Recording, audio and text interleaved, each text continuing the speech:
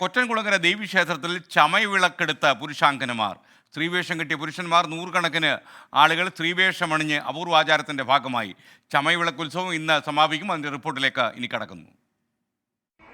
ആണ് പെണ്ണാകുന്ന ഉത്സവരാത്രി കണ്ണിന് മിഴിവേകുന്ന വർണ്ണങ്ങളും അലങ്കാരങ്ങളും ചാർത്തി അവരങ്ങനെ ഒരുങ്ങി വരുമ്പോൾ സ്ത്രീകൾ പോലും അത്ഭുതപ്പെടുകയാണ്.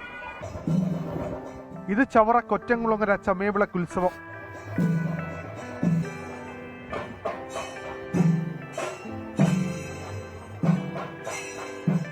അഭീഷ്ടകാരി സിദ്ധിക്കായി പുരുഷന്മാർ വ്രതം നോറ്റ് പെൺവേഷം കെട്ടി ദേവപ്രീതിക്കായി വിളക്കെടുക്കുന്ന അത്യപൂർവമായ ചടങ്ങ്. പുരുഷന്മാർ അങ്കനവേഷത്തിൽ ചമയവിളക്കേന്തുന്ന ആചാരപ്പെരുമ കൊറ്റൻകുളങ്ങര ക്ഷേത്രത്തിന് മാത്രം സ്വന്തമാണ്.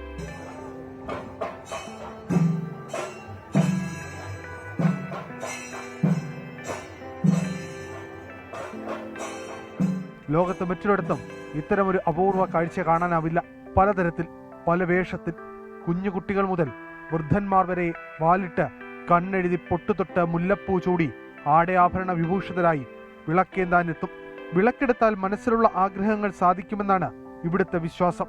ആഗ്രഹ പൂർത്തീകരണത്തിനായി ആണിൽ നിന്ന് പെണ്ണിലേക്കുള്ള ഒരു പരകായ പ്രവേശനം കൂടിയാണ് ചമയവിളക്ക്. ഓരോ പ്രാവശ്യം എടുക്കും തോറും പിന്നെയും എടുക്കണമെന്നുള്ള താല്പര്യമാണ്. ഓരോരോ കാര്യങ്ങൾ സാധിക്കുന്നുണ്ട്.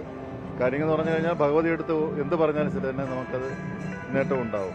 നാടിന്റെ നാനാഭാഗങ്ങളിൽ നിന്ന് നൂറുകണക്കിന് പുരുഷാങ്കനന്മാരാണ് ചമയവിളക്കിന് കൊറ്റൻകുളങ്ങരയിൽ എത്തുന്നത്. ചരിത്രപ്രസിദ്ധമായ ചമയവിളക്കുത്സവം ഇന്നും തുടരും.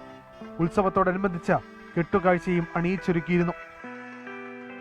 ആഗ്രഹപൂർത്തീകരണത്തിന്റെ ഭാഗമായാണ് സ്ത്രീവേഷം കെട്ടി പുരുഷന്മാർ ചമയവിളക്കെടുക്കുന്നതെന്നാണ് ഐതിഹ്യം. കൊല്ലത്തുനിന്ന് ക്യാമറമാൻ രാജ്കിരണിനും ശ്രീകാന്തിനുമൊപ്പം അരുൺ രാജ്, 24. ചമയവിളക്ക് നല്ലൊരു ആചാരമാണ്. സ്ത്രീവേഷം കിട്ടിയ പുരുഷന്മാരുടെ ആചാരം. എല്ലാ കൊല്ലവും അവിടെ ഒരുപാട് ആളുകൾ എത്തുന്ന സ്ഥലമാണ് ഈ കൊറ്റൻകുളങ്ങര ക്ഷേത്രം.